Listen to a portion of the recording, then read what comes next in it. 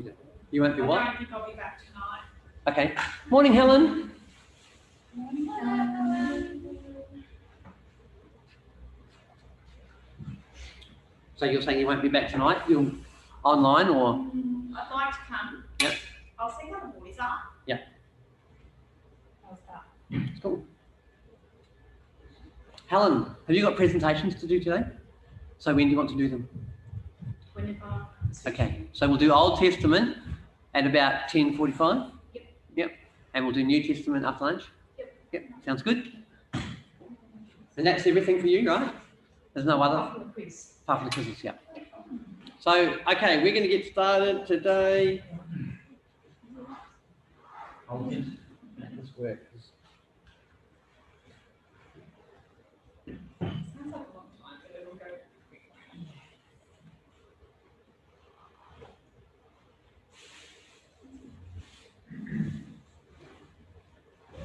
So next, I know.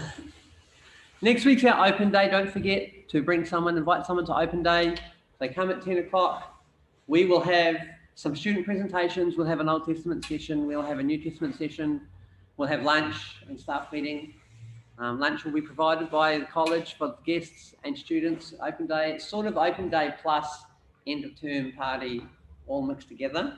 Yes, it's end of semester racing towards us. So next week's our official last class week. Now I've got a proposal. I've got two proposals. Number one, we've got a couple next week. So this week in Old Testament, we're going to do wisdom books. Ecclesiastes, Job, Proverbs, and next week we might do Ezekiel, but then we won't have done anything about Nehemiah or Ezra or Daniel, or there's a few left. So I'm suggesting if you want to, we can come the following week and just finish off what we haven't done for anyone who wants to. On the first. On the following Tuesday. Yep. So just keep coming, even though officially said classes are finished. I'm going to come anyway because I've got to sing that day. You're coming anyway for things. So if we want to come, we can just informally finish off the books we haven't done. Start chatting. Pastor John come up and ask if Carol and I could do that week, and I thought we were still continuing. We're going, yeah, sure. Yeah. I'm going to be here. No, well.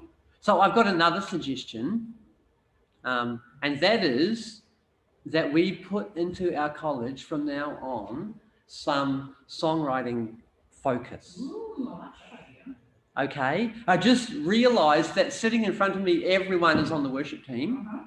Okay, and have this musical thing, except for Irene, who's not here. But one of the things that I felt God spoke to me last year when I was preparing for this year's college was a new song coming out of Centrepoint. Wow. And I'm like, I thought, I tried to make a creative stream in the college. I didn't quite pull it together, but we seemed to bounce that. Writing that thing last week seemed to really hit something. So I thought maybe every week we should pop 10 minutes into songwriting and just see what we can come up with. That's a cool idea. So I think we'll do that.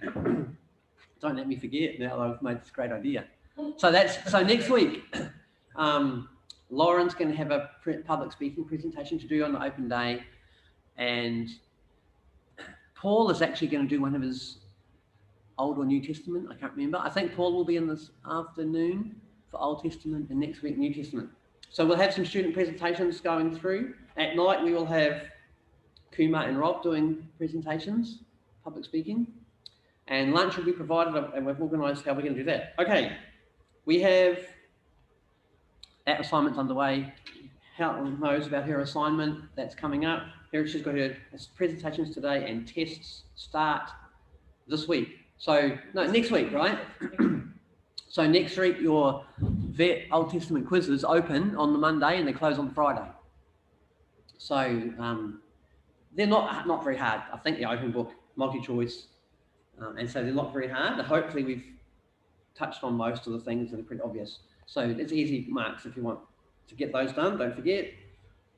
Okay, today we are going to do Proverbs, Job, and maybe Song of Solomon. We'll see how we go with these.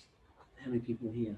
3, 4. Yes, we can do this. Okay, so we're looking at the wisdom books, which are a totally different type of book.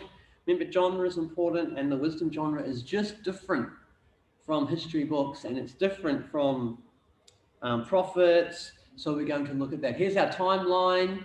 We remember we've got our history. We've got Abraham and Exodus. We've got kings arriving here, David and Solomon and Saul. And about then, we started to have, remember, the educated class that didn't work on farms all day, but they went to school to learn how to be governors and rulers and stuff like that. So this is where the wisdom tradition started off. And then later on, after the exile, around the time of the exile and afterwards, is when they actually wrote a lot of it down. So most of it was passed down word of mouth until that time. That's when it was actually written down. Our wisdom books we're talking about is these ones. So we've got some of the Psalms, the wisdom Psalms. We've got Job, Song of Songs, Proverbs, Ecclesiastes. We'll try and have a look at most of these today, just to see, because they're a different genre, we have totally different interpretation techniques. We don't look at them the same as we do as the other books. So that's what we want to think about. Basically, the development of the content started off with the tribal leader sitting around the campfire, giving good advice to people.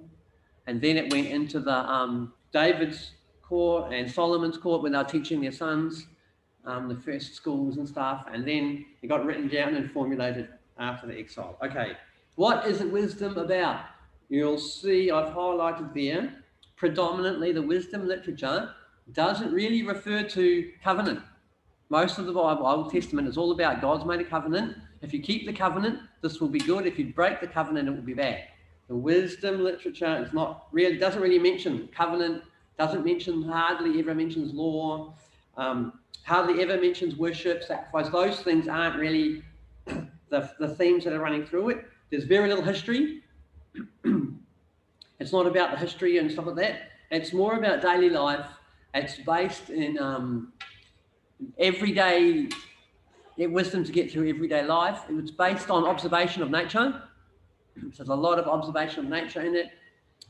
It's not really reliant on a word directly from heaven, but it's available to everyone in our worldview class. Next semester, we will talk about general revelation and special revelation. Those are technical terms. General revelation is revelation of God or truth that's available to everybody, regardless of whether you are in a relationship with God or not. We understand from Romans, we looked at it last week, and Psalms, they talk about how all of creation declares God's truth, declares God's glory. And so because of that, what we're talking about here, that's general revelation. Anyone can theoretically look at the creation and figure out stuff and become educated in wisdom from God. The problem being, as Romans told us, most of the time we turn to idolatry instead of seeing what we should be seeing in it. And we've got two types of wisdom. We've got proverbial wisdom, which is mainly the Proverbs, and we've got this thing called speculative wisdom. This is the one that freaks everyone out probably the most, because they don't understand the different type of genre. Speculative wisdom is supposed to make you think. It's not necessarily telling you what to think, but it's poking you, provoking you. What are you going to think about what I've just said? And so that's what speculative wisdom is all about. And when we get that, we understand and it stops freaking us out quite as much. So let's think, can someone tell me some Proverbs maybe, observations of nature that are in the book of Proverbs, that maybe where it says this is something in nature and there's a meaning in that for us? Something like honey is sweeter. Okay, Psalms talk about honey being sweet, yes. That's more of an image. It's not really a wisdom moment. But Proverbs talks about ants, right? He said, look at an ant, you'll figure something out. If you're smart and you look at the ant, you'll figure something out that you should learn. What is it telling us? What is the ant proverb about?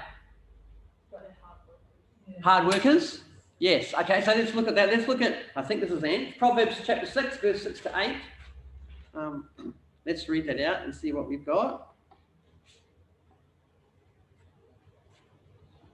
And then maybe, Lauren, you can look up Proverbs 24. That would be cool. Who's got Proverbs 6?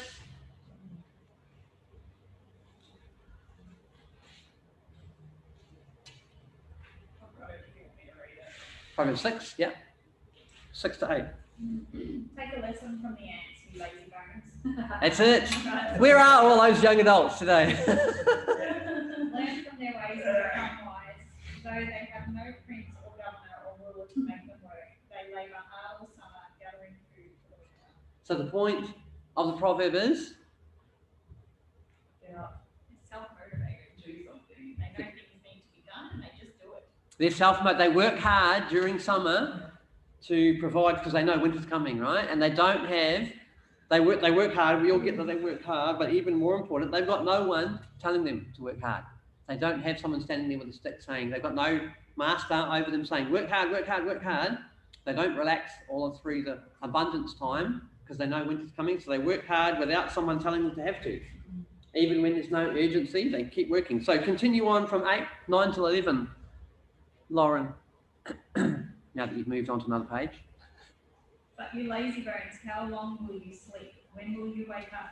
A little extra sleep, a little more slumber, a little folding of the hands to rest. Then poverty will pounce on you like a bandit. Scarcity will attack you like an armed robber. Yes. So definitely talking to a generation of people that sit around playing video games all day or sleeping or whatever it is that you're doing that's unproductive, right? This is 21st century application right there, okay? You might be doing all right now, but if you don't work now and store up for later like the ants do, poverty is going to bite you. Morning, Michaela. Hello. Good to have you with us. And so that's what, there's an example. Look at nature, see what it's telling you something. You can learn something from ants. And that's one of those things. So we look at it, we observe what's going on, and we make application for ourselves. 24, what have we got? 24, verse 30 to 34. We're in the book of Proverbs. Okay. Chapter 24, verse 30 to 34. I went past the field of the sluggard, past the vineyard of the man who lacks judgment. Thorns had come up everywhere. The ground was covered with weeds, and the stone wall was in ruins. I applied my heart to what I observed, and learned a lesson from what I saw. A little sleep, a little slumber, a little folding of the hands to rest, and poverty will come on you like a bandit, and scarcity like an armed man. So same sort of, pretty much the same sort of thing again. The point we want to see about that is the smart person walked down the road, saw something as they were walking down the road, they thought about it, and they thought, there's a lesson there for me. So the mechanics of observing and bringing out a lesson for us, that's something that Proverbs is all about, and it's something that we want to develop as a skill, right? Just occasionally, you'll see something, and if you're listening, God will say, you see that?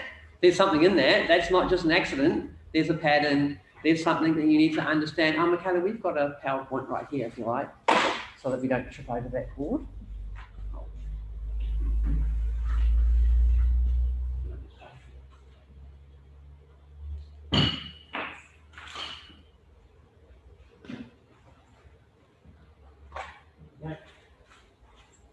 All right, so that's Proverbs. Starting off looking at nature, working out, and again we see already 2 Proverbs where he's talking about laziness, the sluggard, okay, and they say it's just a little bit of sleep, right, a little bit of slumber, and poverty is sneaking up on you and it's going to catch you like a thief.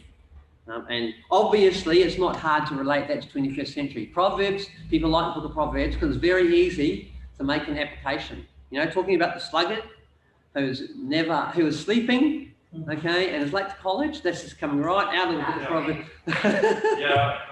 Perfect timing. I know, right? So good. So we'll look at a few more Proverbs. What do we have in the book of Proverbs?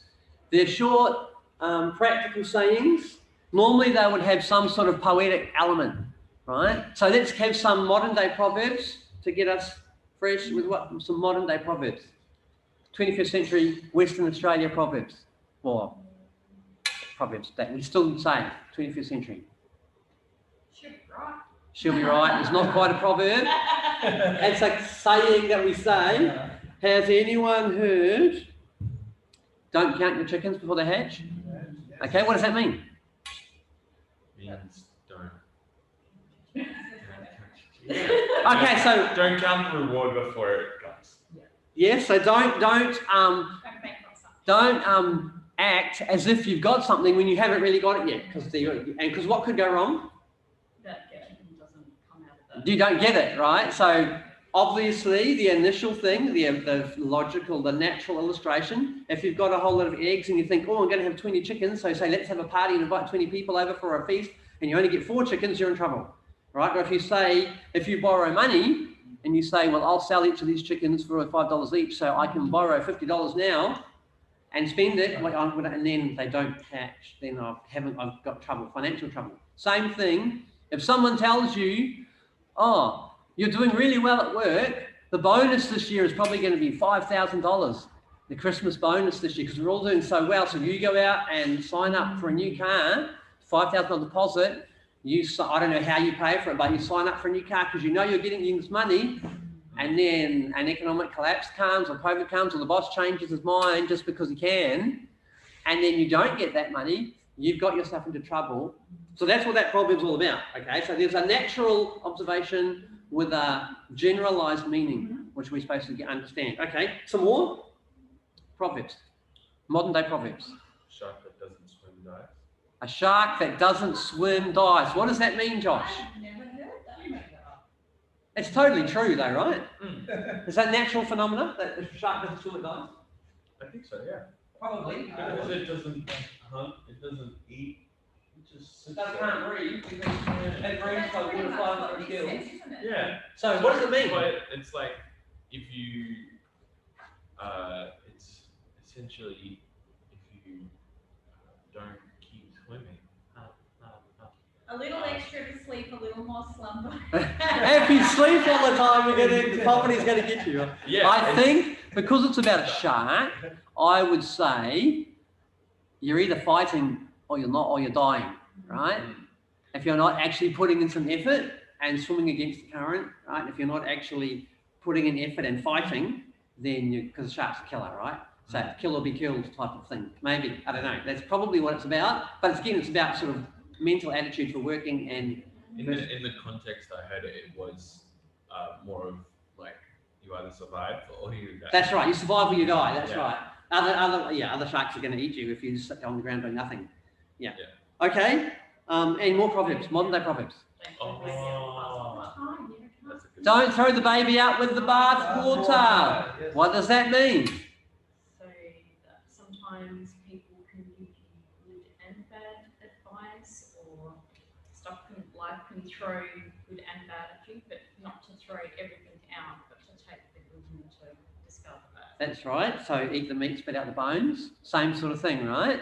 So we understand if we've got a little baby in a big bath and we tip the water out, we don't want to drop the baby. We understand sort of the idea. But say I get a gift basket and it's full of like vegan stuff that I'm not into and I don't like, right? So, oh yeah. But there might be one chocolate bar at the bottom, so I'll just grab that and then I'll send the rest off to someone who might appreciate it, right? Same sort of, but in general life, as you say, if someone is that you don't like and is always annoying you, right, and irritates you, they may have one benefit, and you want to still get that benefit out of their annoying presence rather than just writing them off completely. That job that you hate may have one good thing in it, that you're learning something valuable, even though the rest of the time it's stress and anxiety and whatever. So there's some good. Like every cloud has a silver lining, same thing, right? Even if it looks all bad, there's something good that can be gained out of it. So that's another proverb. And as you see, there's a sort of a poetic thing. With most of them, they have some sort of rhyme or image that matches. It's easier to remember every cloud has a silver lining than to say there's sometimes some good in every bad. It doesn't quite like flow as well. Another one. Let's have another one. A bird in hands with. Notice how most of them are agricultural farming, developed in the, like old days, previous generations, where things that are obvious and they know about because they do in their daily life, and then they use it to teach a generation stuff, that principles that apply everywhere. A bird in hand is worth two in the bush. What does it mean? No idea. Josh doesn't know, right? It means it's better to have something than to have the idea of it over there and not in your head. That's right. A potential, an awesome potential, Yeah. right? is not as good as a very mediocre reality. So dreaming about a Lamborghini does you no good, but owning a Hyundai will get you to college, right? So there's a whole, you can dream about this wonderful car you're going to have, but having an average car is much better. Okay, and a lot of people you probably know, people's situations, they're always talking about one day, and they haven't even connected with just a little bit now. They forget, or they abandon their useful now because they're dreaming about something fashion fantastic one day. Yeah, it's good proverb. And now here's an interesting one. Too many cooks spoil the broth. What does that mean? Too many cooks spoil the broth. Too many chiefs, not enough Indians. Everyone has an idea. A bit too many, yeah. Too many people trying to be in charge. Too many people involved, and it all just doesn't quite work, right? But on the other hand, we have another problem. Many hands make light work, right? So there's, and you end up, sometimes you will find that Proverbs sort of, they apply to a specific situation. Many hands make light work. If you're doing something, some things, it's great to have a team of 20 to help you because it'll make it way easier, right? If you're setting up college on a Sunday night and you're doing it by yourself, it takes you about 2.5 hours. But if you're doing it with 4 people, it's done in 20 minutes, okay? Many hands. But in the other case, sometimes it's better to, let's just have 2 or 3 people doing this, because if everyone wants to have a go and everyone wants to have some input, nothing ever gets done. So there's, depending on what's going on, sometimes a different proverb is going to be relevant to your situation. And that's where wisdom comes in. You've got 20 proverbs to choose from, and we'll have to pick the right one for the right season. So that's a little bit of it. So we see that generally Proverbs, the proverb that says, don't count your chickens before they hatch, is that always true? Sometimes you've got to take a gamble, right? Sometimes you've got to step out in faith, right? Okay, let's do some Christian jargon, right? And sometimes we say, you just got to step out in faith. Yeah, it's not guaranteed yet. We have no idea whether any students will actually want to come to Bible college, but we're going to run a Bible college. We're just going to see what happens, right? We've got no idea. I remember when Pastor Joel first said, let's do a Christmas breakfast. He's like, what do you think? He said, do you think anyone will come? Do you think anyone will volunteer? I said, I'll volunteer. So there'll be 2 of us at least, right? And then he came up with the idea and we put it out there. That's what we're doing. No idea whether it was actually going to work, whether anyone was going to turn up. But so we were counting our chickens before they hatched. We were trying to organize funding and blah, blah, blah with no, it's a step of faith. So sometimes you step out in faith and sometimes you don't count your chickens before they hatch. So this is why they're not Proverbs are not universal. And the book of Proverbs is pretty much the same. It's not universal. So sometimes some Proverbs apply and sometimes other Proverbs apply. You will see that. Let's look at Proverbs 15:23. No, let's look at Proverbs 26. Let's go to Proverbs 26, verse 4 and 5.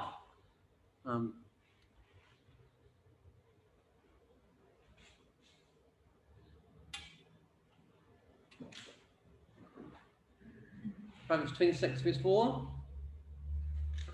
Do not answer a fool according to his folly, lest you also be like him. Answer a fool according to his folly, lest he be wise in his own eyes. So we've got 2 opposite proverbs right here. Don't answer a fool according to his folly, or you'll be like him. But no, do answer a fool according to his folly, or he'll think he's clever. So there's 2, depending on the situation, depending on what's going on, which one of these proverbs you're going to pull out. And of course, this would be very frustrating for the kids with their mentor, and the proverb says, don't answer a fool according to his folly. And they're, got it, okay. And then another situation comes on, and they're like, I'm just ignoring that guy because I'm not going to answer a fool according to his folly. And the mentor goes, no, answer a fool according to. And they're like, what are you talking about? So sometimes we have to be skillful at applying the right one at the right time, reading situations and understanding. Let's quickly remember. Facebook, are you going to bother even commenting on that ridiculous, stupid post? I had an argument with the guy yesterday about a football player. It's like, I'm not letting it go. Yeah. You're an idiot, and I'm right.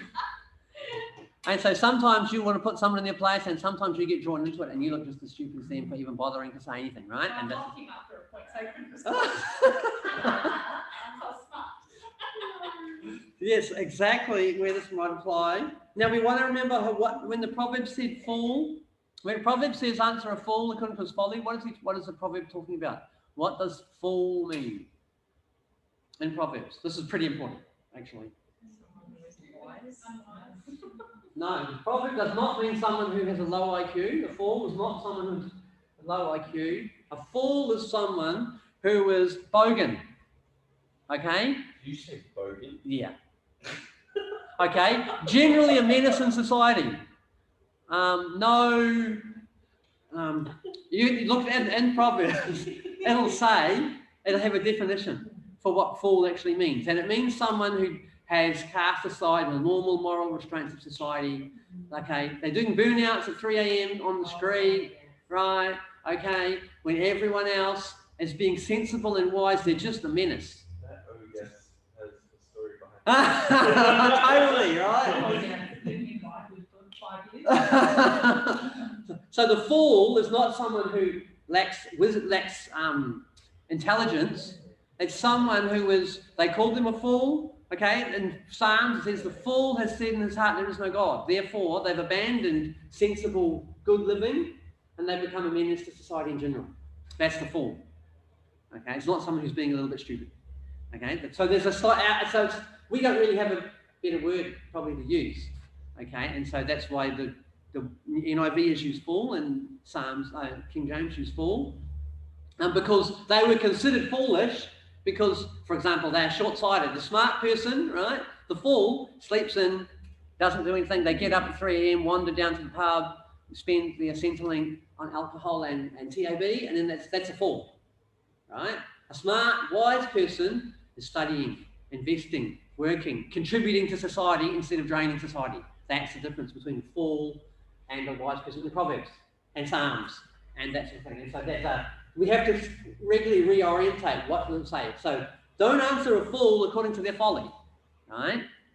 Okay? Don't get involved in that level of, because you'll get someone, maybe they come on and they rant a little bit about there's no point saving money or working, it's all part of the government's conspiracy to whatever, just whatever. Don't bother there. But sometimes just a smart, sometimes you just hold on a minute and you just shut someone up with a smart answer. Like Jesus was very good at doing when people come up with accusations and questions and he gave a very smart answer and they were like, what do we do now? That's so that's that proverb, which is interesting. What other proverbs are we going to look at? What else do we know? Proverbs are not, obviously, even from that one, the proverbs are not commands from God. Okay, it's pretty important to know, because otherwise you're going to sin every time you meet a fool, because you either are going to answer or you're not going to answer. And either way, you're in trouble. Proverbs are not commands, right? They're guidelines to make you smart and successful. And so they're not necessarily promises from God either, okay? Some proverbs say you do this and this will happen, okay? You do something and something else will happen. They're not necessarily guaranteed all the time to happen. Just like our modern day proverbs, okay? Don't count your chickens before they hatch. We said it's not always guaranteed that something will go wrong if you gamble on something when you haven't really got it. It's not necessarily, they're not necessarily true in every situation, but most of the time they are. And then again, it is the word of God. So if you're reading the word and a proverb sticks out to you and says, for you right now, this is the thing, well, then it's a word from God, and you can go for it. You can take it to the bank. But as a general observation, they're guidelines to help you understand how the world works, how to make smart decisions. That's the general idea. Okay, let's have it. Proverbs 15:23. What is that? I should have it down here. A person finds joy in giving an apt reply. How good is a timely word? Notice two things about that proverb. Again, you'll see it's saying the same thing twice. Right? A person finds joy in an apt reply. How good is a timely word? The same thing said in two different ways. Hebrew poetry does that all the time. So we want to get used to that sort of thing. And what is this telling us? This is what wisdom is all that wisdom is, being able to pull out the right proverb at the right time. That's when you're nailing. Okay, let's look at some Proverbs a bit more. Proverbs 26, verses 6 to 10. Let's start with Proverbs 26, verse 6. Let's read the whole lot. Proverbs 26, 6 to 10.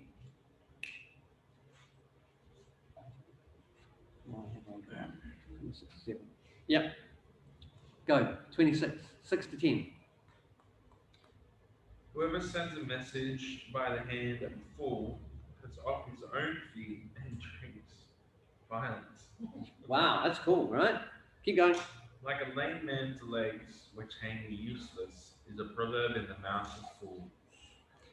Like one who binds the stone in the sling is one who gives honor to a fool. Okay, we'll stop here. So we've got the first one. You said, let's think about how many people have we got? 1, 2, 3, 4, 5, 6. 1, 2, 3, 4, 5, 6. Let's go. Sending a message by the hand of a fool is cutting off your feet or drinking violence or whatever. Let's have let's in twos. Let's work out what we think these mean. So 26 verse 6, Michaela and Helen, Josh and Gloria, 26 verse 7. Lauren and George can do 26 verse 8. Let's have a 2-minute conversation to think about work out what you think it means, what will be a 21st century example.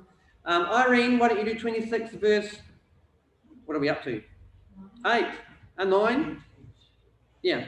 Have a think about 26 verse 6, 7, 8, 26 verse 9. Tell us what you think it means. We'll come back in 2 minutes and think about what be practical 21st century application of each one of these proverbs. What is he trying to say?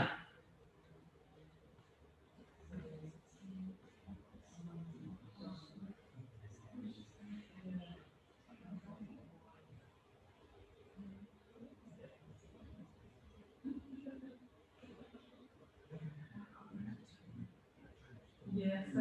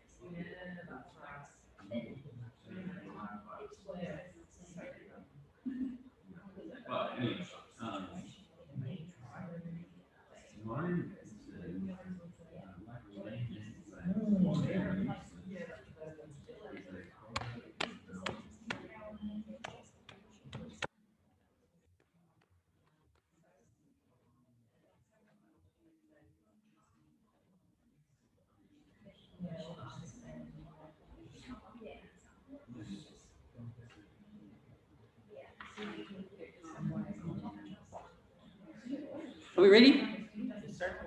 Okay. Who's got Proverbs 26 verse 6? That's you guys. What's it about? Tell us what it is. What's it? So if you ask a fool to send a message for you, it's kind of like I said, something can get lost in translation, or maybe the message won't even get there, which could be worse than you not sending a message at all. Yes. Okay, so sending a message is like cutting off your own feet. Yeah, so if you get someone unreliable to do something for you, that's actually getting yourself in more trouble than if you didn't do anything. Right? If you even left it not done, better than getting someone unreliable to do it for you, because it'll make worse trouble. Yes. Okay, was that it? Yeah. Okay. So can you think of a 21st century example where that might come into play? Gossip? What do you mean? if you Hypothetical situation, we would apply this proverb. Yeah. talk to someone who's a gossip and they go and tell someone else, you probably pick the wrong person to. Okay, so you text someone and you text them and say, "Oh, I need to go to the hospital," and you give some private information. Can you please tell Pastor Joel I went to the staff meeting? And Pastor Joel's the last one to hear about what's going on because everyone else has heard about it by now. Maybe that's a bad idea. Yes. Yeah. Maybe you ask someone to greet at the door who you know doesn't have control over their mouth, and they're saying all sorts of inappropriate things to people, and they walk in the door. I'd rather have no one at the door than someone turning people away by their bad attitude at the door. Right? Yeah? Okay. Helen, what's your one? Josh? No, Helen. No, that was you there. Josh and Gloria. Woo. That was wow. Okay. Yeah. Like a lame man's legs, which hang useless, is a proverb in the mouth of fools. So we were talking about how there's an essence of hypocrisy to it, but also the fact that if someone doesn't understand it or doesn't act a certain way and then tries to speak about it as if they were wise, Yeah. but they don't show that they actually like follow through with the proverb, Yeah. then it's like it's useless because everyone can see who they are, and so they're like, Yes. Yes. falls useless. So what are legs supposed to do? Walk. Legs are supposed to walk, and a lame person can't walk, right? Mm. They're immobile, they're not going anywhere. What are proverbs supposed to do? They immobilize us, they help us to get somewhere. The flip side, okay, a proverb in the mouth of a fool is not doing its job, right? It doesn't achieve anything. But gives us what a proverbs. Wisdom is supposed to help us get somewhere. But if our attitude is not right, even a proverb is not going to help us. It's not going to do us any good at all. Having some wisdom is not going to help us. And academic wisdom is not going to help us if our attitude is wrong. Okay, Gloria, what was yours? Same one? That was the same one. But a 21st century application. Yep. I was thinking like a president of a country who's not very smart, but whose speechwriter is really smart and writes really good words. Yes. The speechwriter gives the president. I'm not being political. Yes, yes. Hypothetically speaking. Western? Hey? Have you been watching Western? No, I haven't. He's saying really smart Yeah. stuff, but it's clear that he doesn't Have a clue. understand. Yep. Understanding of what he's saying. Yep. Okay. Who's next? What's next? Oh, we got 8. Honouring a fool is as foolish as tying a stone to a slingshot. Honouring a fool is like tying a stone in a sling. Yes. So it's kind of pointless. Yeah. The stone in the slingshot is supposed to project. It's got purpose. Yeah. And so it's saying that giving a task to a fool is just as pointless because it's got no direction. But when I read my notes a bit more, talks about like a leadership scenario where a leader tries to give responsibility to someone to include them and also, set them on a path, but because they're foolish, it's not always a wise idea. That it can become a bit more cancerous than problematic when you try to include. So we notice most of these have a like, right? This is like that. Giving honour to a fool is like tying a stone in a sling. So we want to we got to work out what is the natural situation, what's going on in that situation, and what's the similarity between that and thing. So for this one, I would look at it again. You're supposed to a stone in a sling. The idea is you're going to throw it, you're going to release it, you're going to kill someone, you kill Goliath, or you're going to, it's a weapon, right? But if it's tied in a sling, it's not going to do anything, it's going to get nowhere, you're going to achieve nothing again. Very similar to the other one. Honour is supposed to achieve something, just like the one we said before. A proverb is supposed to help us get somewhere. Giving honour to somebody would theoretically, giving honour to a wise person would be like a stone flying out of a sling, hitting the mark. Right? So giving honour is a way to propel someone to victory. Right? And so we understand one of our things that we do, it's we like to honour people, right? Honour people. We honour people and that propels them towards victory when we give them honour. But if they're, again, giving honour to someone who is not in an appropriate capacity for it, it's not going to achieve its purpose at all. It's going to be stuck in I gave that person honour, we put on a special thing for them, or we got everyone to welcome them in a special way. Whatever we did to try and honour them didn't achieve anything. It didn't draw them out of their life into a better future. It didn't help them achieve their goal at all. Complete waste of time. The stone is still in the sling. We're all tired. We've been spinning. Nothing's happened. Oh, that didn't work. Oh my goodness. Okay. Irene. It's just the same verse, giving honor to the fool. Yes. And for me, foolishness does not deserve honor or respect. Sorry, say that again. Foolishness does not deserve honor or respect. Oh, you had the same verse? What was your verse? Yeah, I had the same verse, 8 and 8. 8? Ah, okay. Yeah, so it's just the same thing. Same thing, yeah. Yeah, there's no point. So let's continue on. The drunkard's hand is a proverb in the mouth of a fool. So we've already had a proverb in the mouth of a fool is useless legs. A proverb in the mouth of a fool is like a thorn bush in a drunkard's hand. What's happening? What's going to happen when there's a thorn bush in a drunkard's hand? What's going to happen? You've got someone intoxicated with a thorn bush in their hand. What are you going to expect to happen next?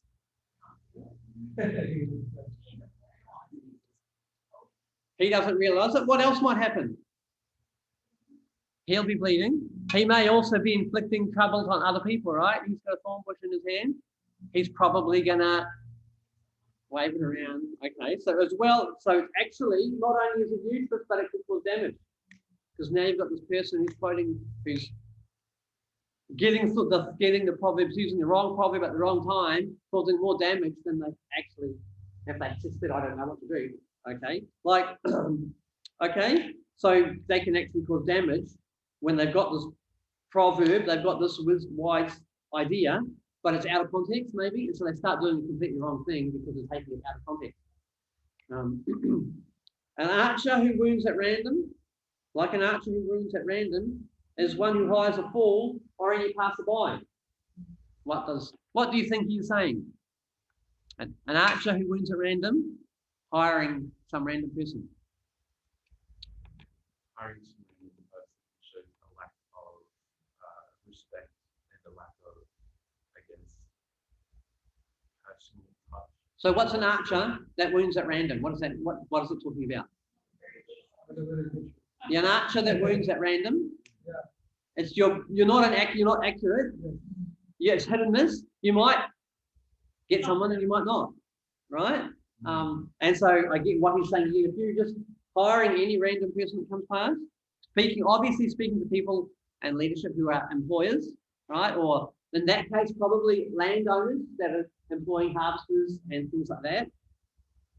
If you hire some person who has no credentials or some person you don't even know, like it's hit and miss whether you're actually going to make any money or not. You can't be sure. The point will be, you don't know whether it's actually going to turn out for you or not. It could work. You might, 1 out of 5, you might actually, this guy's a good worker. We actually profited today. 4 out of 5. Actually, I didn't get my money's worth at all there. So the implication of that would be if I was employing someone, I'd do my research, find out what they're like, look at their character, look at their credentials before I decided to give them a job that was I'm investing into them hoping for a return. All right, we've got the same one again. The useless legs of one who is lame is probably the mouth of fools. Okay, maybe I've just written that down twice. Let's go on. Let's look at a couple more. We want to get onto some other books. Let's all take one more proverb each. Proverbs 18. Let's go to Proverbs 22. Yeah, Proverbs 22. And we will have, let's do different groups this time, just because we can. Michaela and Josh, Proverbs 22:6. Helen and Lauren, Proverbs 22:7. George and Gloria, is that right up to? Yeah. Proverbs 22:13. And Irene, Proverbs 22:16. We'll do those Proverbs next. So, yeah. Proverbs 22:6, 7, 13, 16. Have a look at it. What do we think it's saying? What's the application? What sort of thing?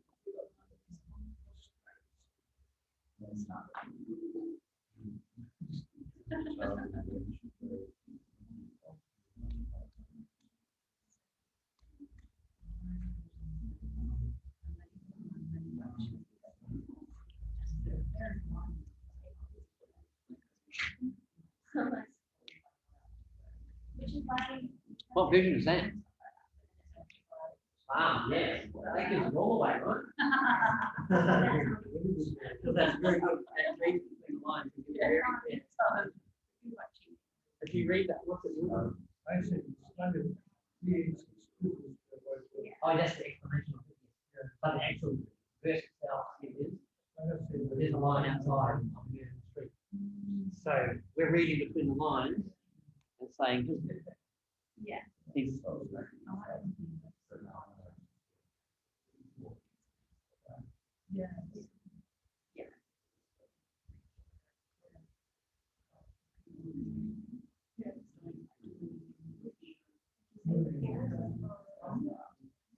ah, yeah, yeah.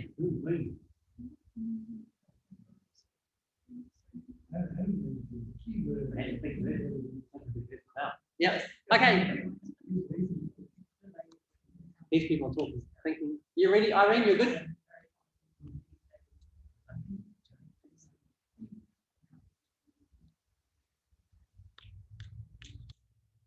Okay, we'll start with Josh and Michaela. Start up children on the way they should go when they'll not turn from it. Yeah. So it involves like taking the kids to church and also bringing them to like read the Bible and stuff like that. But it can also go into how we're raising time, we're raising them to have the right attitude and stuff like that. If we're setting the right example at the start, then when they become older, they already have that. Yes, foundational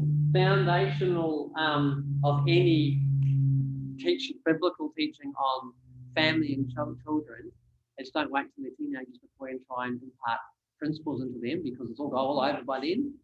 That speaks to early childhood education and stuff like that. Whatever gets thrown into children at a young age. Okay. Is it a promise from God that if you take your kids to church when they are babies, that they'll follow the Lord for the rest of their lives? That would be nice, but remember, Proverbs are not necessarily guaranteed things. Okay, so we have to be a little bit careful. If God speaks it to you as an inspired revelation, then you can lay hold of it and da. But as a general principle, in applying to religion, applying to business, applying to, let's say, interpersonal relationships, all of those things, whatever you're putting into children at the start is what's going to carry them through in some way or another. Proverbs 26:7. What's your one?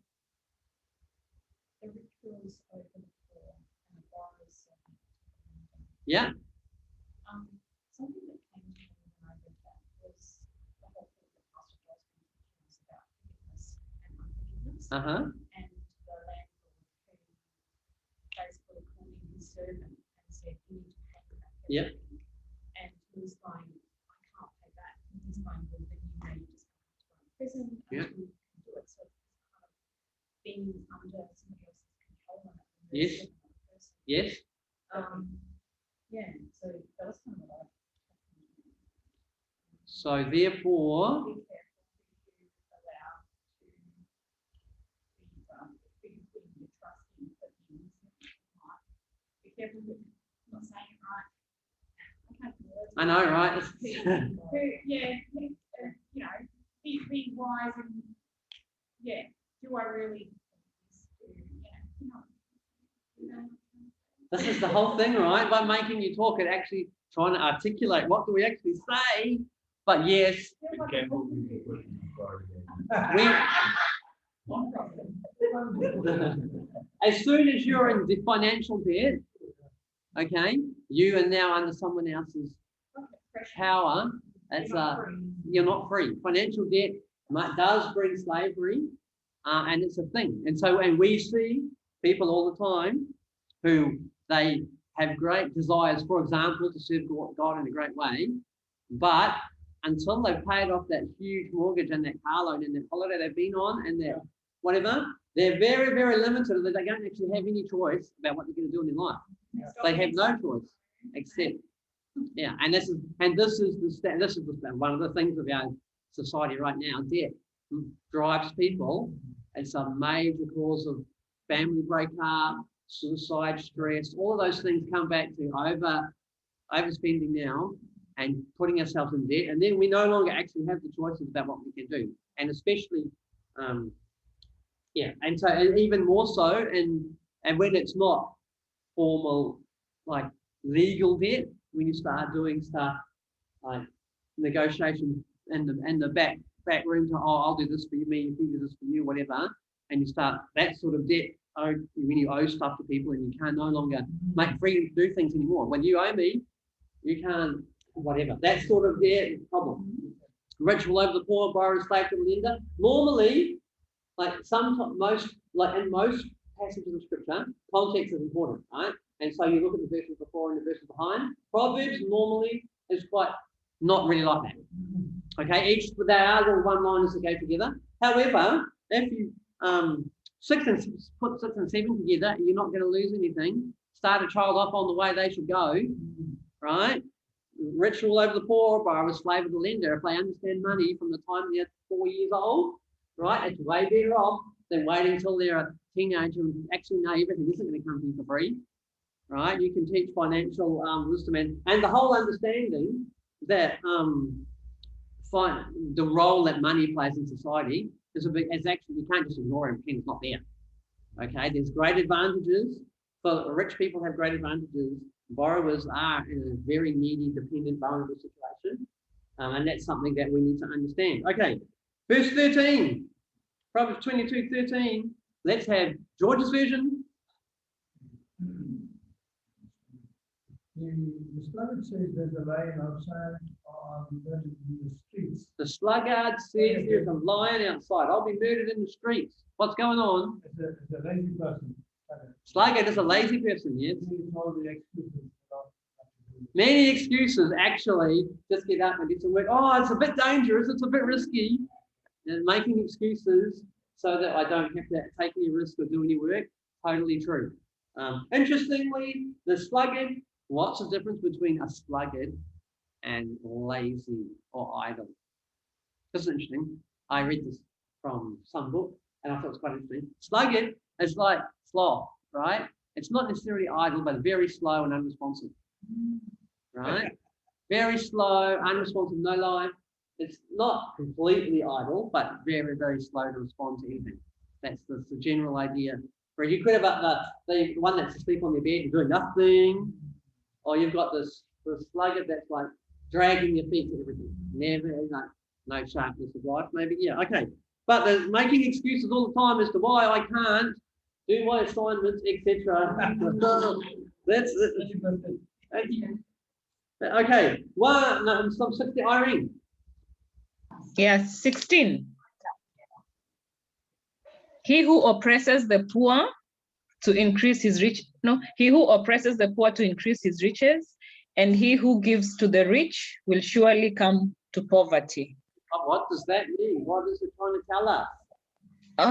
But that's some people will want to like defraud others or take away from others, the poor, and enrich themselves like by holding their wages. And then they may want to protect what they have stolen by giving to the rich to protect them. And so by doing that, it will all come to poverty because you cannot gain by oppressing the poor. Yes, okay. So again, is it a guaranteed result that if I oppress the poor to make myself rich, I will get poor? Is that a guaranteed result?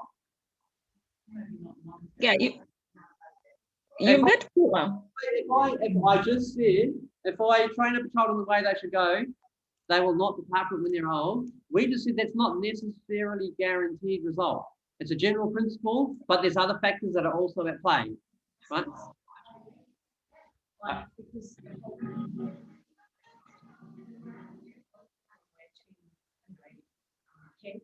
Yeah. So spiritually, we will be poor, and we, may not enter in or whatever. If God kind of goes, okay, I'm not going to listen to my parents and be obedient. Okay, yes, that's great. Spiritual insight, but honest. Proverbs aren't really like that. Proverbs are practical day-to-day wisdom.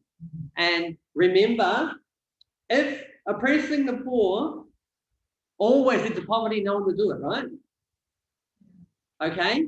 So we have to understand this is a proverb that is telling us that we should not oppress the poor, right?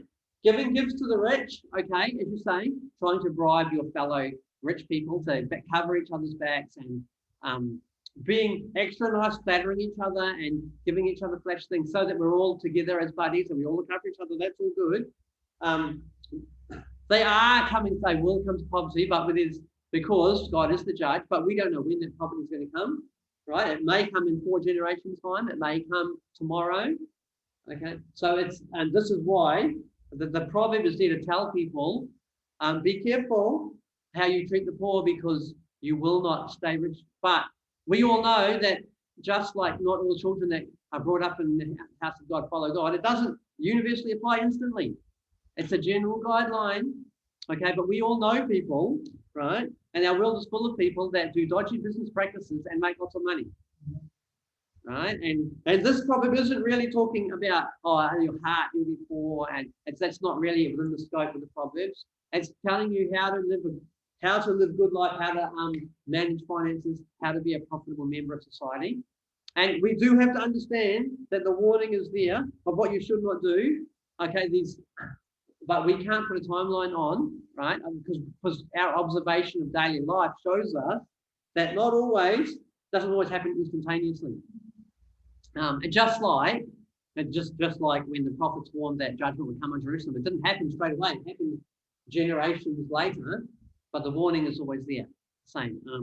The face value of the scripture is and the takeaway is we should not be oppressing the poor to increase our wealth, right? We all know that. So we should not be using our power to keep the poor and make us rich at their expense.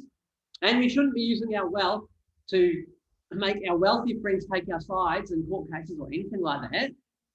And those are things we should not be doing. And there is the threat that if we do that, poverty will come to us. But we all still understand that we can't always control the timing of that. And we can't not, and there are people that ignore the Proverbs because they, in their daily life, well, I've done it for years and nothing's ever happened to me. Okay, so we do have to understand that this is what the proverb is saying, but there's not always an instant thing. And the same thing we saw with children, we do see the same thing here. This is the warning, but a proverb is a proverb. It's not a spiritual law that is applying universally all the time. Okay, and it's different to in the New Testament, for example, when Paul talks about sowing and reaping, and if you sow, then you're giving, you will reap in your giving. That's a different type of teaching to Proverbs. It's a different type of teaching. And so that's he's expounding a spiritual theological principle, okay, of the kingdom of God. This is giving you a general observation, a general guideline for living. Proverbs are different to letters, they're different to prophets, things like that. Okay, we will start, and we'll never find really in Proverbs anything about prayer. You won't find anything about worship, because this is not what the Proverbs book is about. It's not really about how to cultivate your relationship with Jesus. It's all about how to live in society in a healthy and wholesome way. There is an assumed understanding. The fear of the Lord is the beginning of wisdom, and that's all assumed before we even get started, that we're godly people living a godly life. And now these are practical tips on how to get through and finances. Here's some of the topics of Proverbs. A brief summary of the topics of Proverbs. I want you to have a little look and tell me, what can you see? Just straight away, what are some things that stand out in the topics of Proverbs? Silence. Even a fool is thought wise if they keep their mouth shut.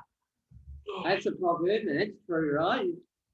You can be the most, if you keep your mouth shut and you don't say anything stupid, people think you're clever, right? Okay, you will notice there's a lot about speech.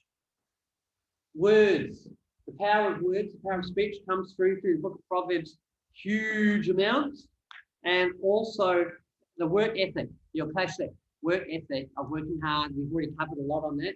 The work ethic is very, very strong in Proverbs.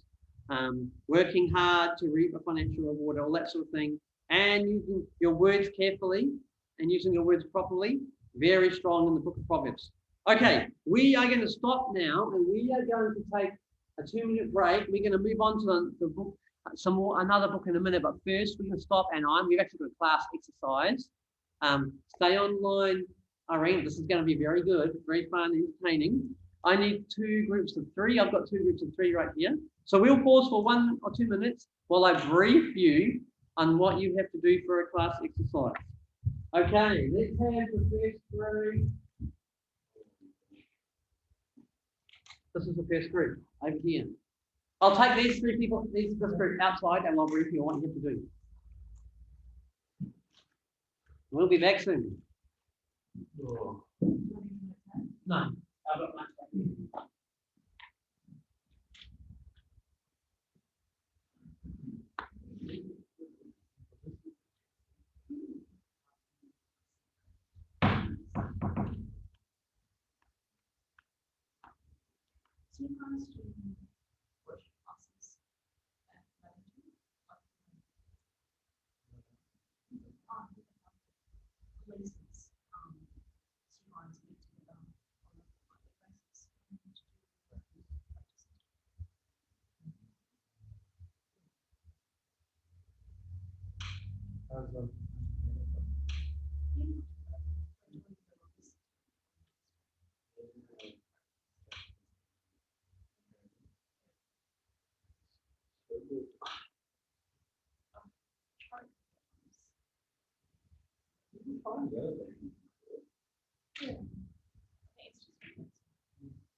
Say your responses. Okay.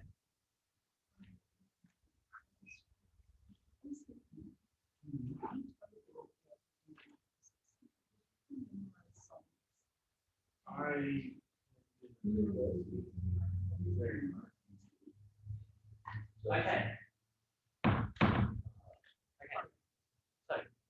So we're doing a drum.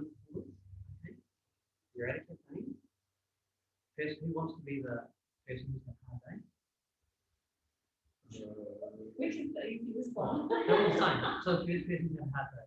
You've lost your job, you left your house, your children died in car accident, and obviously died of cancer. I'm so sad I was dead. Who wants to be that person? Feeling, with feeling and emotion. Josh, that could be you. Okay, now, Helen, you're on the screen and you're going to come back to this. God, Josh, is looking at me, right? Just turn back to on. Yes. And then what? I have done anything wrong. And the other thing is saying, but you're a sinner. If you repent, God forgive you. Right? Josh is going to say, God is forgiving me. I wish he was here. I'd ask him what's going on. And then Helen's going to say, and then friend through. I'm going to say, yeah. So I'll be friend through. Okay. And then I want you to yeah. We have this. You know what? I mean, oh, good. Goodbye. It should be terribly friends.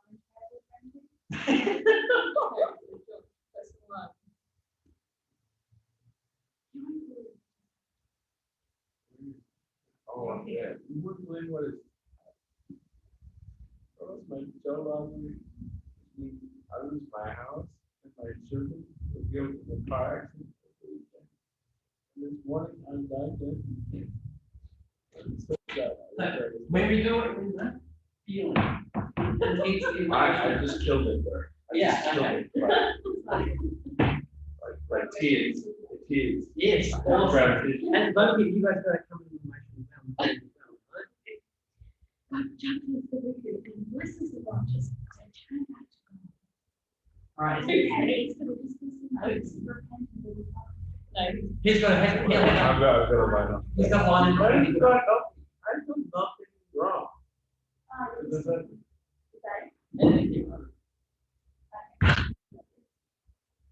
Oh yeah, you're a sinner if you're Oh. So It's for Jocelyn picked on me. I put the good life.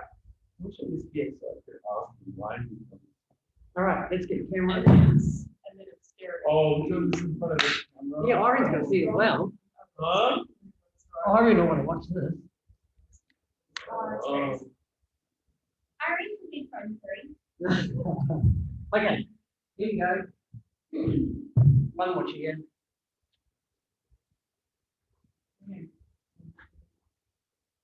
You won't believe what just happened. I lost my job last week, which means I lose my house. My kids were killed in a car accident on the weekend. And this morning, I died there. Here we go. I'm so sad. I wish I was there.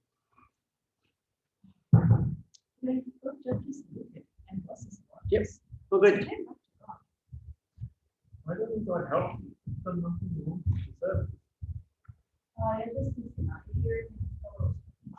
I'm just gonna say it, so. No one wants it. God's unjustly taking on you. I'm not good, but I wish he was here so I could ask him why it happened. Cool. You go to the-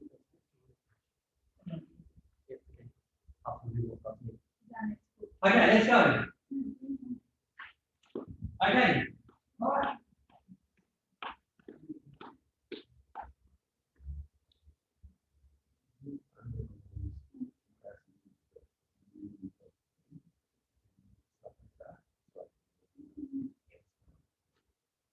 All righty, we are just about ready. This is going to be an Oscar-worthy performance.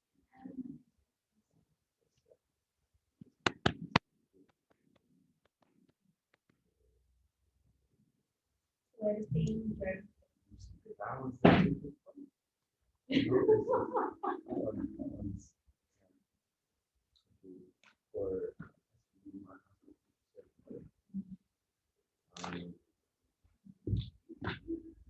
But yeah, there's a lot of stuff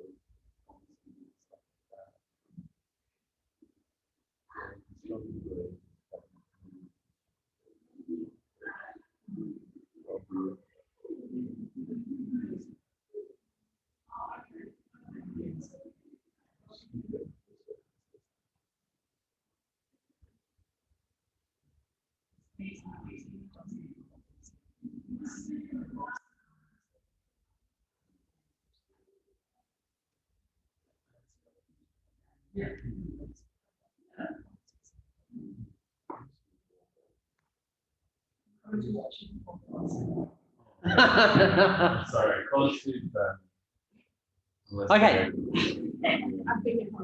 Here we are. Welcome to our cafe. It's the Center Point Cafe. So, Sandy, do you want to start the walk for us? Same scenario. Here we go. Yeah. All right. Welcome to Center Point Cafe. We are live. Go. Oh. So I've just lost my job. I'm gonna lose my house. Everything I have. My kid just died in an accident on the weekend. And I just got a phone call this morning that I got cancer. I don't know what I've done. I'm really sorry to hear that. But do you believe in karma? Perhaps you did something wrong in this life or a past life. I know a really good psychic that you can consult. I think we're living in a fallen world.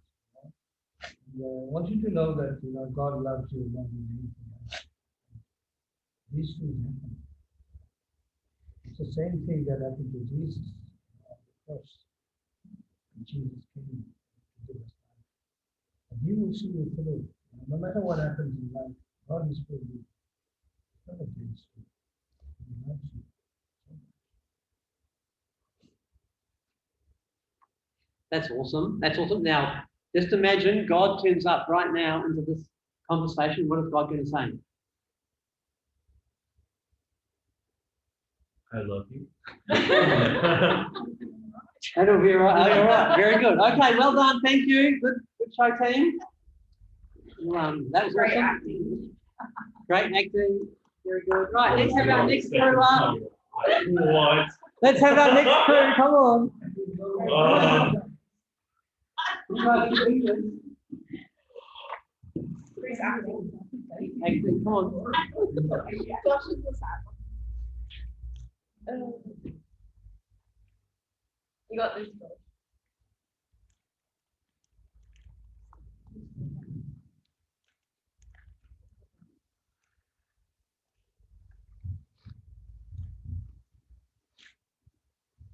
Guys, you won't believe what happened. Right, I lost my job, which means that I lost my house, and my children were killed in a car crash.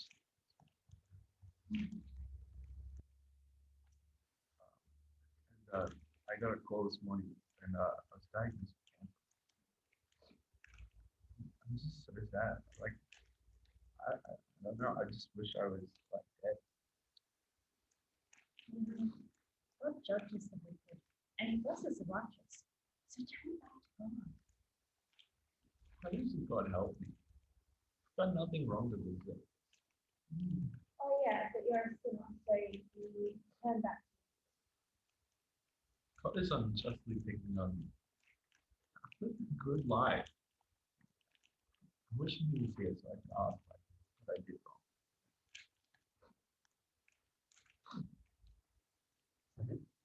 wrong. I mean, what is wrong with you guys?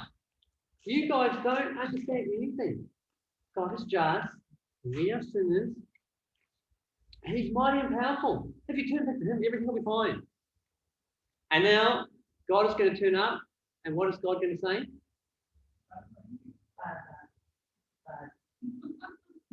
God is going to say, you guys don't know anything at all. Where were you when I created the universe? What were you doing then? Right? And as for you guys, at least he talked accurately about me, but you guys don't know anything. Josh, can you pray for these guys so I don't judge them? Okay, that's it. Very good.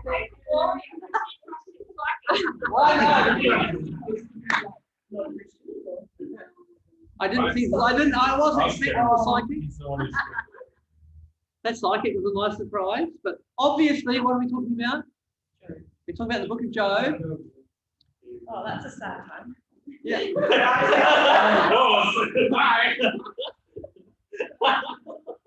We're talking about the book of Job, and obviously, the first scenario theoretically was what we would expect people, how we would expect people to react in the situation, right? Here's a person who is sad. There's a person grieving, going through a hard time in their life, and people have come to try and speak life to them. Thank you, George, for speaking powerfully. And to Lauren, she's looking much better already. Yes. Yeah, so good. And what we had, of course, was the second set of people was doing what the book of Job does. Speaking to Job like they did in the book of Job. And that's the whole point. And when you are watching part 2, what are you thinking?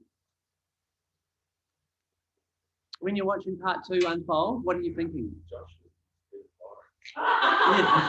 Yes, we were thinking that. And after that, you were thinking what was wrong with those friends, right? What is wrong with those friends? What are they for? What are they not listening to at all? What are they doing? What is wrong with those friends? Is that all they've got to say? We'll look at the book of Job and let's see what the book of Job is about. The book of Job is called a theodicy. It's based, a theodicy is an explanation of how can God be real if evil is in the world. The defense of the existence of God in the face of evil in the world. So what's the basic story of Job? How does it work? Someone tell me. He's a blameless, pure man of God, righteous and holy. Yeah. And God is having his council with angels, very spicy. Listen, hands up, or Satan. Yeah. Whichever you prefer. No, And God's boasting about Job, and then Satan's like, oh, he's following rewarding him. What happens when the rewards go away? Yeah. And he's like, fine, test him, blah blah blah. And Job gets the raw end of the stick. Yeah. Loses the whole family, his life, his house, Yeah. his health. Yes. And still cries out to God. And cries out to God, yes. And then, is that it? Then his friends come along and sit and just listen for a bit, but then they will start trying to give him wisdom and going, well, you know, if you were really good, then why is all this happening? You need to repent. You've obviously Yeah. done something wrong. So Yeah. kind of get back to God. Come back to God, yes. Anything that happened after that? Is that the end? After quite a few rounds of that, then God finally shows up and then he says, he created the universe there when I created everything, and basically just Yeah. he didn't even answer the question of why, but he just That's very good. He does not answer the question. Very important. Yeah. And then anything else? What happens after that? Nothing else? after that God tells him to pray for his God tells him to pray for his friend, yes. and then God restores him and more than what he had before. Okay, pretty much that's the story of Job. Okay, we have very little in the book to tell us who it was or what it's about, but we tell from the book that he wasn't an Israelite, he lived in the land of Uz, wherever that is. We assume that it's set in a time before, around the same time as Abraham. There's no mention of the law of Moses, there's no mention of covenant, but there are, he does do sacrifices to God. So we assume that he's about a parallel to Abraham somewhere. Now, the structure of the book is a chiasm. Now, does anyone know what that is? That's how the Greek letter of the alphabet, which looks like this. Like And what it is it's and it chiasm. So if you're looking at it as a pattern, you'll have A, B, A. Or you'll have A, B, C, B, A. So it reflects around the middle. So there's a middle, okay, and there's something on the start. So you've got Job at the start, talking to God, Job being good, and Job is blessed at the start and blessed at the end. God talks, and then God talks, and then there's a big drama in the middle. And you've got friends talk, friends aren't got friends talk. It's like a reflected pattern around the middle. And the point of that, and you will see a lot of the Hebrew books are like this, the middle is the focus. Okay, everything points to the middle. That's the way the stories are supposed to work. Also, we need to know, if you've looked at it in your Bible, it's the start, when it's talking about Job being blessed and God, is prose. The end is prose. The big bit in the middle is all poetry. What does it tell us if the big bit in the middle is all poetry?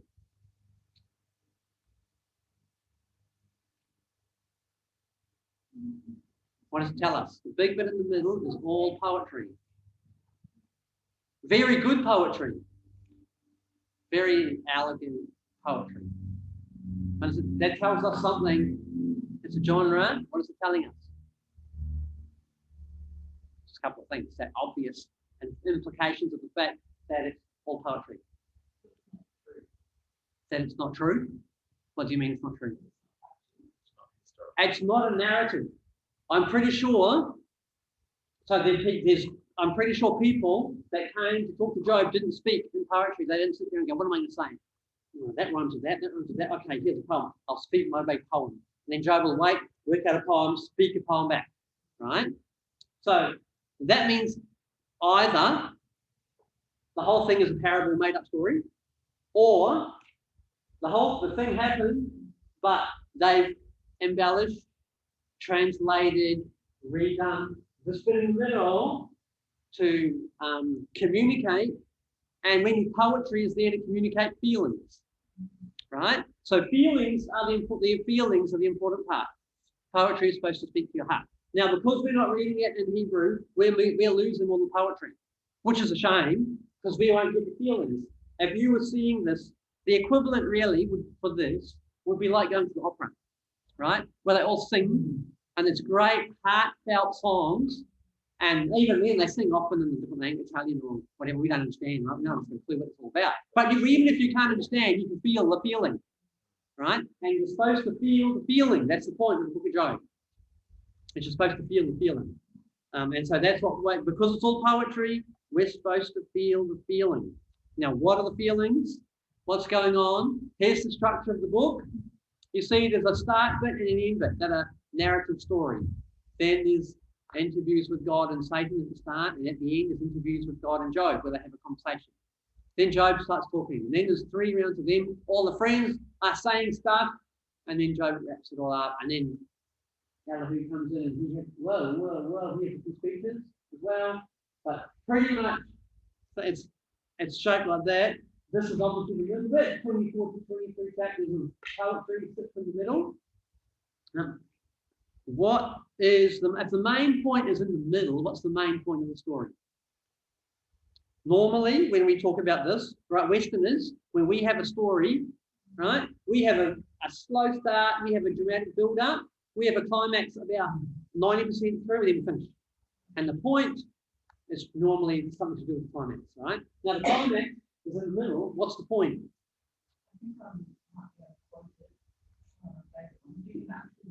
Well, I don't know. You can quote me a verse, but what's the point? What's it here? Why is the book here? What's this verse you're going to quote? One like open my way to the court on the tablet. I'm admiring Isn't that Limitations? Oh yes, that's a pretty good verse. Is that Job? Yeah. Okay, cool. So there's great statements like that from Job, and where he's expressing faith things. So Job varies from faith in God to despair and confusion. Because the main point of the story is, I've been good. Why am I suffering when I haven't been? I'm not a sinner. And the friends come along and say, yes, you are a sinner. You must be a sinner because bad things happen to you. And we all know bad things happen to sinners. And he says, yeah, but, well, if you could tell me what the sin was, or if God would tell me what the sin was, I'd repent. But now I haven't got any sin to repent of. And they're like, well, you're self-righteous. Obviously, that's your sin. That's pretty much the argument that goes on in the book. And when you actually read the book and track the argument, you think, God's going to turn up. What's God going to say? And God doesn't answer the question at all. He just doesn't even go anywhere near the problem at all, which is a little bit frustrating because we're like, yes, this is going to be it. But okay, let's look at a couple of passages. Let's look at the point of the book is we're supposed to feel what Job feels, right? Because we all feel that whenever something bad happens to a righteous person, right? We're supposed to feel what Job feels. We're supposed to be like, what is wrong with his friends? What are they saying? Aren't they listening to him at all? What is wrong with his friends? And then we're supposed to wonder, what's God going to say?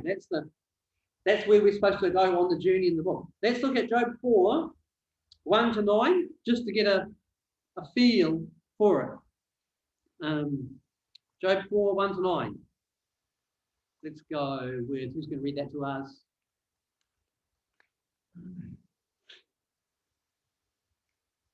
Satan replied to the Lord.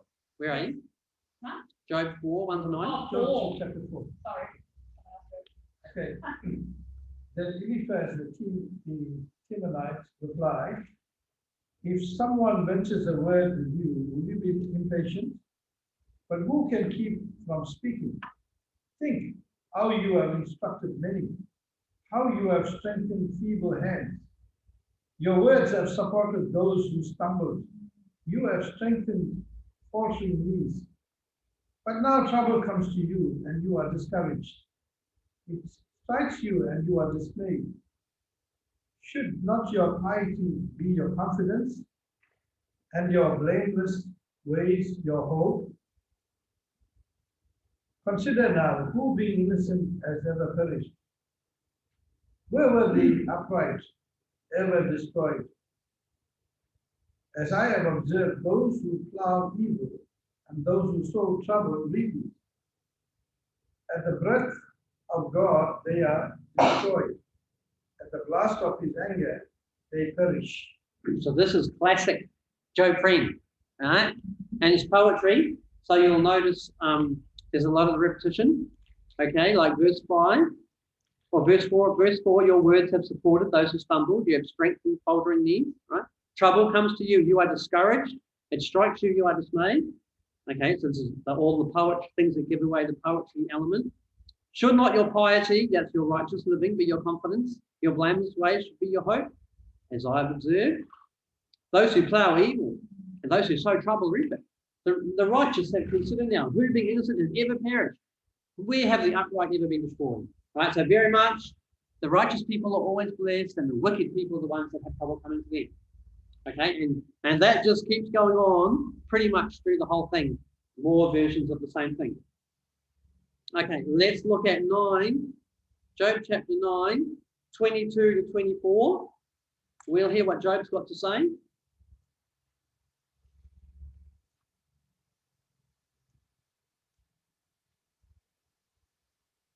22 to 24. Yep. It is all one, therefore I say. He destroys both the blameless and the wicked. When the disaster brings certain death, he mocks at the calamity of the innocent. The earth is given into the hand of the wicked, and he covers the faces of its judges. If it is not he, who then is it? Wow, what is Job saying right here? This is Job speaking. He's talking about somebody. What is he saying? I can't figure out whether he's talking about God or... He's talking about God. Yes, he's talking about God. And the wicked. Okay, so the first section when we read is the person saying that only the wicked are judged and the innocent are blessed, the righteous are blessed and the wicked are judged. And then Job's saying, well, actually, the way I see it, when trouble comes, it comes on the wicked and the righteous at the same time. When a plague comes through, everyone dies. Right? And God doesn't seem to care. And then he says, if it's not God, well, who is it then? If someone invades the country, and it falls, when a wicked ruler comes and the judge is no longer bringing justice, if that's not God, who does it? Right? So now, if you're a person without a Christian background and worldview to uphold, which one of these two perspectives are you going to say everyday life supports? Job's one sounds like, right, taking a realistic 21st century view, right? Let's say when COVID came, was it the Christians or the non-Christians that died? Both the same, right? Job's comment seems to be a more accurate observation of the world than the other guys who say, well, only the wicked are going to get COVID. The Christians are going to be immune because God's blessing is on them, right? We don't see that in reality, okay? And so we're supposed to listen to what these guys are saying and saying, hold on a minute, your theological response doesn't actually match up with reality. Whereas Job comes out and he says what he says. Okay, let's read chapter 9, 32 to 35. Job is still talking. Job chapter 9 again, 32 to 35. For he is not a man as I am, that I might answer him, that we should come to trial together. There is no arbiter between us, who might lay his hand on us both. Let him take his rod away from me, and let not dread of him terrify. Then I would speak without fear of him, for I am not so. I say. I find this passage very interesting. My NIV is slightly different, but it's the same thing. It says, if only there was someone to mediate between us. Yeah, someone to bring us together, someone to remove God's rod from me, so his terror would frighten me no more. When I read that passage, what do you think? You think Jesus straight away, right? Here he is suffering and the drama, and he's saying, if only God's way up there in heaven, I can't even ask him what's going on. I can't even talk to him because he's God and I'm a person. If only there was a mediator that could bring us together to take God's judgment off me, then I could talk to him. But no, I can't. And obviously, New Testament believers are going, oh, look, we know who the mediator is. We know the mediator is Jesus. So there it is, sitting in the book of Job. And then Elihu comes along in Job chapter 35. Let's have a listen to what Elihu has to say. Elihu's a young guy. He says, I didn't say anything because you guys are old and wise and I thought you'd talk, but you guys all didn't have anything to say. You let Job keep talking and you didn't refute his foolish words. So now I'm going to say something. I'm full of words. The Spirit of God is within me. I'm hot and I'm on fire. Here I come. You listen to this. And here's what he says. Job chapter 35, 1 to 8. And Elihu said, do you think this is just? Do you say it is my right before God? Then you ask, what advantage have I? Now I am better off than if I had sinned. I will answer you and your friends with, look at the heavens and see, and behold the clouds which are higher than you. If you have sinned, what do you accomplish against him? And if your transgressions are multiplied, what do you do to him? If you are righteous, what do you give to him? Or what does he receive from your hand? Your wickedness concerns a man like yourself, and your righteousness is son of man. What is Elihu saying? What is Elihu saying? What is he saying? God's not affected by you. Whether you sin or whether you're righteous, how does it affect God? He's in heaven. It only affects people. What does Lauren think of that? Who is? So, how does that relate to what Elihu said?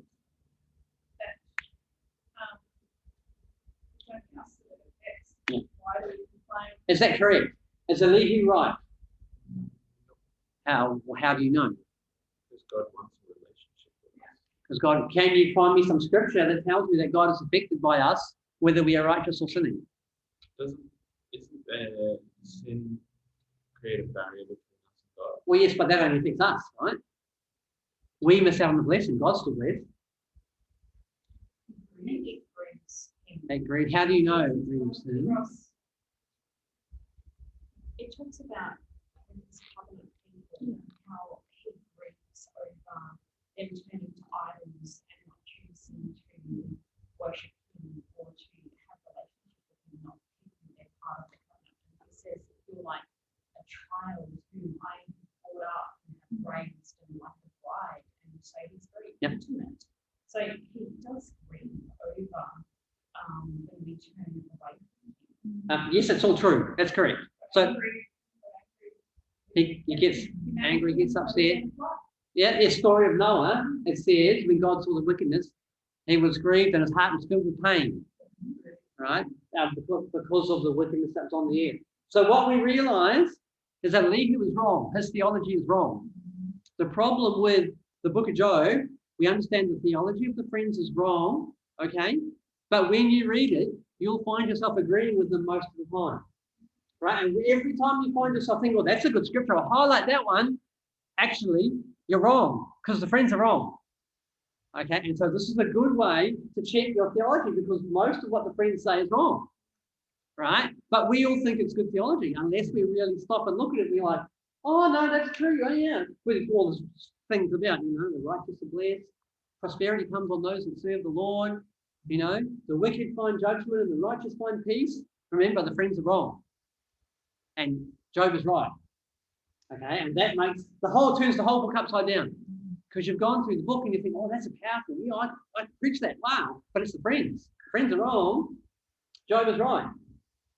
We find it out at the end when Job says to the friends, God says to the friends, you didn't speak about me with truth like Job did. Job talked about me with truth, you didn't. And we're like, oh, hold on a minute, that turns the whole book upside down. Like, oh, now I'm in trouble because I thought what the friends said was pretty good. Don't read from the friends, right? The great one liners that aren't actually accurate. Well, so they're fine print. Some of what they said is sometimes accurate, but it's not because of that the attitude that's coming from and the situation that they're talking to. It's not the right thing, and so we find ourselves taking the friend side. Remember, this is speaking of wisdom. When the friends say something, we're supposed to think about it and go, really? And Job says something like, hold on a minute. If Job is right, what is God telling me? Because I found that like, Job, what are you talking about? What do you mean? God doesn't intervene and differentiate between the wicked and the righteous. He lets them all die together. That can't be true doctrine. What is the point of serving God then? That's what the whole thing says. That's what Job said. What is the point of me following God if everything turns out the same for the wicked and the righteous? This is the whole question. And in Job, when the Job is in the right and the friends are in the wrong. Now I've got to think about all of these things because now Job is challenging me. The whole point of the book is to really make you think, feel what Job is feeling, and think about what you say before you say anything, because actually it's all not quite as simplistic as you thought. It's way more mysterious and complicated than everything that you thought. I'm going to read one more section. We're going to look a little bit more at Jesus in the book of Job. This is where it gets to be good fun. We've already had Jesus in the book of Job as the mediator, right? If only the mediator to speak between us. There Now, was also reference to him in the last verse 8. Yep. Son of man. Where, okay, what verse was that? Verse 8. Verse 30, 35, verse 8. Okay, yes and no. Okay, son of man is a general term in your translation for a descendant of human. Oh, okay. Okay, so other translations will just say your righteousness only affects other people. So what's your translation? Yes. ESV. What's that? English Standard. English Standard Version. But yeah, so son of man, unless it's got a capital S, Jesus is the son of man, meaning the descendant of humans. Right, that's what it means. Okay. And your assignments, did you? Oh! Yes, that's right. Autocorrect won't pick that up, right? But yeah, so son of man, unless it's got a capital S, is just descendant of a human. And so modern translations will say people or humans or something like that. But Ezekiel was... They do that with the Lord's. Lord is obviously a special word, L-O-R-D, capital letters, yeah. The word. If you're talking about the Holy One or something. Yes, possible. The one and only, yeah. Yes. So any reference to Jesus' name in format will always have Proper names like he's the Rose of Sharon or he's the Anointed One, or yes, they're not just descriptive words, but they're names. The Son of David would be capital. So that's a really What's that? Did I just drop something on you there? Oh yeah, but what does it mean? What's it about? What is Sharon and what is Rose of Sharon? What's the Rose of Sharon? Just curious, code of deviation. But now he's thinking. What are you thinking? I don't know. I'm waiting for. So Sharon is a place. Okay. Okay. We know that because all those and Lydia and Sharon who saw him turn to the Lord. Memory verse from last week, right? Sharon is a place. And it obviously has pretty flowers, right? And Jesus is amazing at those flowers. I don't know enough about those flowers to say what about Jesus is like those flowers, but there you go. They're a pretty flower in a place called Sharon. Well, roses are thorns. Yes, indeed. And so now to fully get that metaphor, you'd have to go to Sharon, find those roses, right? Find out what is it about these that God is saying. Why did he pick that as a thing, right? That's why you need to Israel filter it. Or read a book about it, right? Okay, so that's okay, chapter 16. Onward, we want to look at. I'm going to read chapter 16. You tell me what I'm talking about. Then Job replied, I have heard many things like these. You are miserable comforters, all of you. Will your long-winded speeches never end? What ails you that you keep on arguing? Now, I picked chapter 16 because it is right in the middle of 4 to 27. That's why I picked chapter 16. How convenient. Okay. What ails you that you keep on arguing? I also could speak like you if you were in my place. I could make fine speeches against you and shake my head, but my mouth would encourage you. Comfort from my lips would bring you relief. Yet if I speak, my pain is not relieved, and if I refrain, it does not go away. Surely, God, you have worn me out. You have devastated my entire household. You have shriveled me up, and it has become a witness. My gauntlet rises up and testified against me. God assails me and tears me in his anger and gnashes his teeth at me. My opponent fastens on me his piercing eyes. People open their mouths to jeer at me. They strike my cheek in scorn and unite together against me. God has turned me over to the ungodly and thrown me into the clutches of the wicked. All was well with me, but he shattered me. He seized me by the neck and crushed me. He has made me his target. His archers surround me without pity. He pierces my kidneys and spills my gall on the ground. Again and again he bursts upon me. He rushes at me like a warrior. I have sewed sackcloth over my skin and buried my brow in the dust. My face is red with weeping. Dark shadows ring my eyes. Yet my hands have been free from violence. My prayer is pure. Earth, do not cover my blood. May my cry never be laid to rest. Even now, my witness is in heaven. My advocate is on high. My intercessor is my friend as my eyes pour out tears to God. On behalf of a man, he pleads with God as one pleads for a friend. What is happening in chapter 16? You can see images of Jesus in there.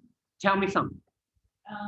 So the one where it says they gave the knees to their mouth and they strike him reproachfully on the cheek. Yes, That's Jesus. that's exactly right. That turns over to the hands of the wicked. Yes, And he was pierced. he is by my side. Yes.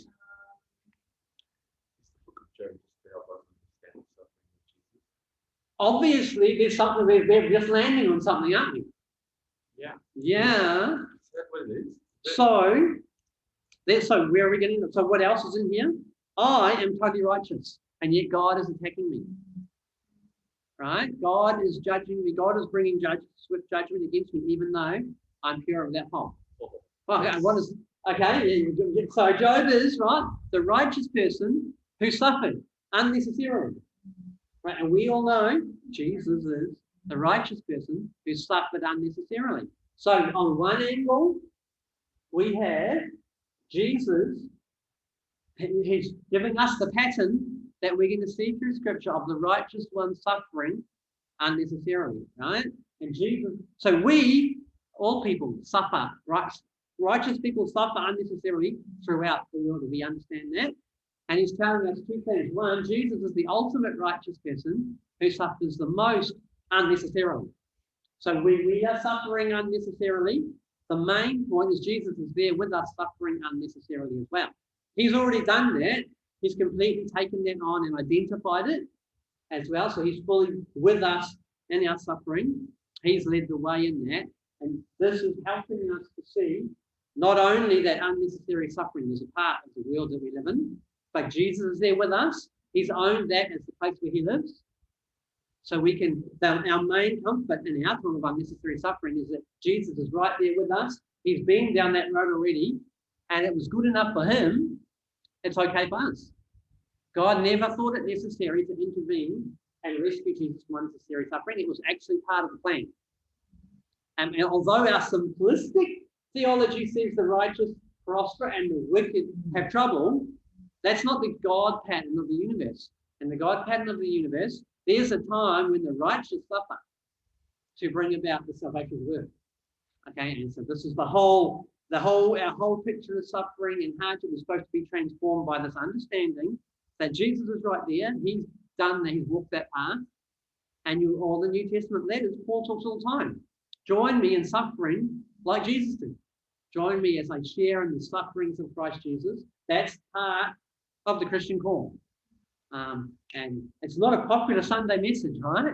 It's not a popular evangelistic cry. Come to Jesus and join him in his sufferings. Carry your cross like Jesus did. But it's part of the package of the kingdom of God as that the righteous end up in a place of suffering. And it's actually not a mistake. It's not a failure. It's part of the plan. And it's achieving a purpose of some sort which is not actually explained to us. When God turns up at the end, he says, yeah, actually, you guys don't actually know anything. Job, at least you're better off than those other guys. They really have no clue. But actually, I'm not even going to bother explaining to you anything that what's going on. Just realize that the one that created all the mountains and the hills and the animals and all of the universe and did all of that has got this under control. And Job goes, oh yeah, that's right. I'm tiny and you're big. Oh, I'll shut my mouth now. I've got nothing else to say. I've just figured out that I really don't know much either. But we understand right in the middle of the book, there's the looking for not only do people suffer, but the book points forward to the one who will suffer, right? The one who becomes God's enemy, even though he is pure and innocent. And the intercessor that is our friend, the mediator, the intercessor that pleads on our behalf before God. Now, all of that stuff is sitting in the book waiting for us. Our response to the book, our main thing we want to get is, how do we handle suffering? What do we say about suffering to other people? When people are going through suffering, what gospel do we have to someone that's going through suffering? Yeah, we have the book of Job. What are the main points we're going to bring out of it? What are the main things we're going to say when it comes to a time of suffering? When someone says to me, how can God love me? How can God be real? When all this bad stuff has happened to me after I've given my life to Jesus, started to follow him, and now everything's gone bad. I just signed up for Bible college, and look what happened to my life. A story. Yeah. Everyone here can say, that was me, right? What's going on? So what's the book of Job give us? Happens to both the wicked and the righteous. Actually, part of the world we live in, because our world's been corrupted by sin. Remember, Adam, when they were in the garden, this didn't happen, but because sin came into the world, this is now the world we live in. That's a foundational point, yes. Jesus is there with us. He's already done it. And he's with us throughout that whole thing, regardless of the end result, regardless of whether we bounce to the end and suddenly we've got 7 times more than before or not, okay, regardless of all of that, whether we see that in this life, Jesus didn't see that in this life, his resurrection was that part for him, but regardless of whether that happens or not, Jesus is with us, and what we see is temporary and passing away, and what we don't see is eternal, and that's what, okay, those are the things. It's a completely, suffering takes us out of our short-term prosperity value system, and to give me what I can have right now, make me better, richer than all my friends, and blah, blah, blah. It takes us into a much deeper foundational faith and theology than just Jesus is here to bless you, solving the problems. And so this is why the book of Job is there to point us back to that sort of thing. But we're going to stop right now with the book of Job. We haven't done Ecclesiastes or Song of Songs. Bother. Okay, but the same thing applies. Okay, Ecclesiastes is the same thing. It's comments and things that are designed to make you think. Is that true or not? How do I respond to that statement that he says? And that's our main thing. We don't necessarily take it, what it says is true. We don't, hold on a minute. What do I think about that? That's how we're going to respond to stuff we read in Ecclesiastes. Some of them will go, oh, that sounds interesting. And some will go, I'm not sure I 100% buy that. Ecclesiastes' famous line, right? There is nothing better for a person than to eat, work hard, and eat and drink, and be happy. That's all life is about. Okay, and we'll think about that and go, oh, yeah, but actually, isn't there more? Isn't there like kingdom of God? Isn't there a call to save the world? Well, that's not in the book of Ecclesiastes. Okay, it's our job to consider what it's saying, see the value in not burning out and just trying to achieve a million things with a limited life, but also have kingdom of God principles, New Testament stuff in there. Okay, we need to stop because Helen has to do her presentation. So we're going to change the battery in the camera. And then Helen will be here. Have you got a PowerPoint or anything, Helen? No? Okay. Helen is going to do her Old Testament presentation on something amazing in 2 minutes. And I would like to clarify, we are week 10, not week 11. HE students are week 10. So we're up to week 10 on our weekly tests now, right? The speech, public speaking is not due to week 12, so you can come the week after and come back. But officially no one's here, but I did offer to those that weren't here before for us to continue on and finish some more of the stuff that we aren't going to finish next week in the following weeks. And there will be people with presentations to do in the coming weeks that we can just keep coming and finish do some more and then do our presentations and stuff. Yeah, and I think it is 2 weeks old. Okay, Am I supposed to ask those questions? Is that part of is there a sheet to fill out or not? For people? Yeah. Yes, it's best to ask who has a question. Yeah. Because if it says respond to questions, then you've done that. Yeah, I'm freaked out, so I thought I just assignment. So I was like, week 10, let's do this week. And I posted that. Yes, well, I thought that because that's how I do it. I feel like you do it on the other week. You're not